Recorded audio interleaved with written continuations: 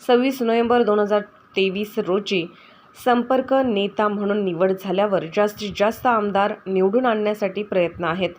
रामटेकची जागा उदार अंतकरणाने सोडली. काँग्रेस व राष्ट्रवादीचे 14 आमदार निवडून आले आहेत. ते सोडून 2019 साली युतीत असताना 28 जागा लढल्या होत्या. शिवसेना भाजप वेगळी झाली असली तरी हे 14 मतदारसंघ आमच्या हक्काचे ठरतात.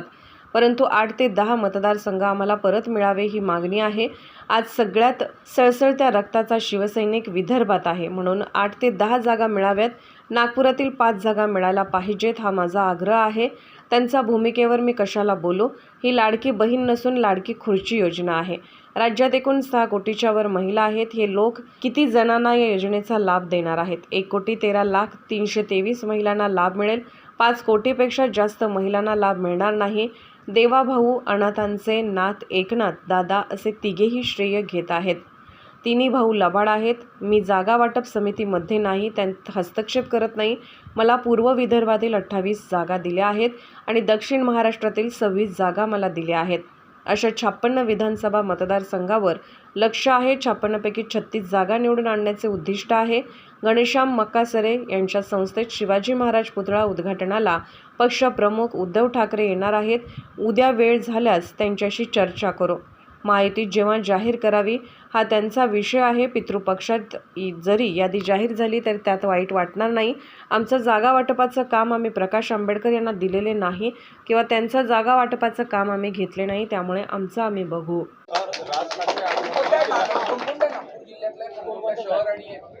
असं आहे की आम्ही रामटेकमध्ये, रामटेक तर आमचे आहेत, आम्ही ती कामठी आम्ही मागतोय, उमरेड आम्ही मागतोय आणि हिंगणा आम्ही मागतोय. या 4 जागा आम्हाला मिळाल्याच पाहिजेत. शहरामध्ये दक्षिण ही सातत्यानं शिवसेना लढवत आलेली आहे. ती दक्षिण आम्ही मागतोय, पूर्व आम्ही मागतोय आणि एक नागपूरमध्ये चर्चेतून 3री जागा आम्ही सोडवून घेण्याचा प्रयत्न करतो. राज ठाकरे म्हणाले की लाडकी बहीण ही योजना फसवी आहे आणि लाडक्या बहिणीला जर पैसे दिले तर राज्यातील जनतेसाठी पैसे राहणार नाही. त्याच्यावर प्रश्न काय तुमचा? राज ठाकरेंचं अशी भूमिका राज ठाकरेंची आहे की जनतेसाठी राज ठाकरेंच्या भूमिकेबद्दल मी कशाला बोलायला पाहिजे? आम्ही पण तेच सांगतोय की ही लाडकी बहीण योजना जी आहे ही लाडकी बहीण योजना नाही तर ही लाडकी खुर्ची योजना आहे. असं आहे की राज्यामध्ये एकूण 6,53,00,000 आणि 727 महिला आहेत, आमच्या महिला भगिनी आहेत. हे लोक किती जणांना ह्या लाडक्या बहीण योजनेचा, मुख्यमंत्री लाडक्या बहीण योजनेचा लाभ देणार आहेत? किती देणार आहेत याची कल्पना आहे तुम्हाला? माझ्या माहितीप्रमाणे 1,13,00,000 आणि 323 महिलांना फक्त याचा लाभ मिळणार आहे. याचा अर्थ 5 कोटी आणि 53,00,000 महिलांना ह्या मुख्यमंत्री लाडकी बहीण योजनेचा लाभ मिळणार नाही. आणि त्या 1,13,00,000 महिलांमध्ये 3 तिगाडा काम बिगाडा देवेंद्र फडणवीसला, देवा भाऊ तुम्ही मला योजना दिली म्हणून ते श्रेय घ्यायला जात आहेत. एकनाथ शिंदे, नाथ एकनाथांचा काहीतरी वगैरे असा, अनाथांचा नाथ वगैरे असे मी बोर्ड वाचले, ते घ्यायला जात आहेत.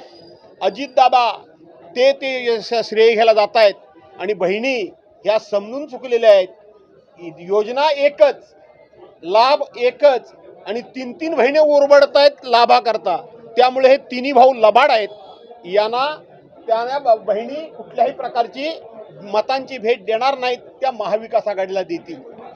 5,53,00,000 महिलांमध्ये आम्ही महिला पोलीस पाटलांना मानधन देतो, आशा वर्करना मानधन देतो, आम्ही त्या ठिकाणी अंगणवाडी सेविकेना देतो, मदतनीसना देतो, संजय गांधी निराधार योजनेच्या पेन्शनच्या माध्यमातून देतो, आम्ही त्या ठिकाणी निराधार योजना देतो, आम्ही श्रावणबाळ योजना देतो, अशा अनेक योजना देतो.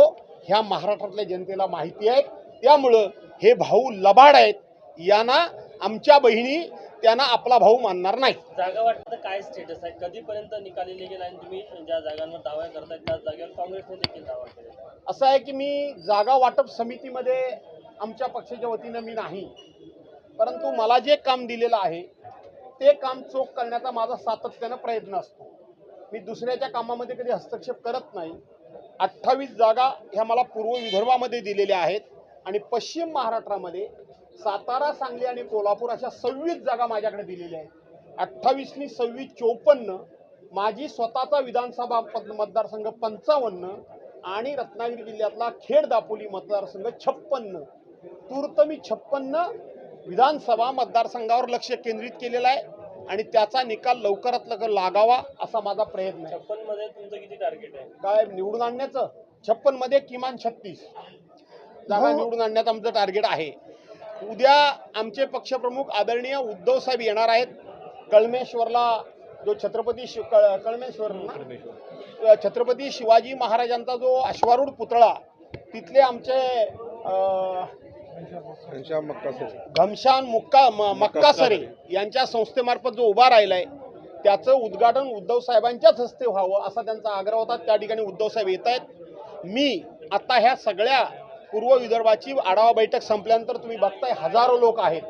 घोषणा लोकांना दाखवता की नाही? पूर्व विदर्भामध्ये शिवसेना नाही म्हणणाऱ्यांना शिवसेना काय आहे ती. आणि म्हणून उद्याच उद्धव साहेबांनी जर वेळ दिला तर पूर्व विदर्भातल्या जागांचा आम्ही जागा कुठल्या लढवणार उमेदवार नंतर याचा निर्णय टेंटेटिव्हली मी करून घेईन. भाऊ, महायुतीने पहिली जागा जी आहे म्हणजे पहिली यादी ती जाहीर करण्यासाठी घटस्थापनेचा मुहूर्त शोधलेला आहे, काय म्हणा? असं आहे की त्यांच्या महायुतीनं कधी यादी जाहीर करावी कधी नाही हा त्यांचा अधिकार आहे. आमची यादी जर पितृपक्षामध्ये सुद्धा जाहीर झाली तरी मला आनंद वाटेल, कारण ते मुहूर्त शोधतात. आम्ही पितृपक्ष जो आहे तो मी अशुभ मानत नाही. मी बरीचशी कामं ही पितृपक्षातच करतो. का माहिती आहे तुम्हाला? पितृपक्ष याचा अर्थ काय की आपले पूर्वज या 15 दिवसाकरता स्वर्गातून खाली जमिनीवर आलेले आहेत. आता ते जमिनीवर आलेले असताना त्यांच्या उपस्थितीतच चांगलं काम केलं तर बरं आहे की नाही?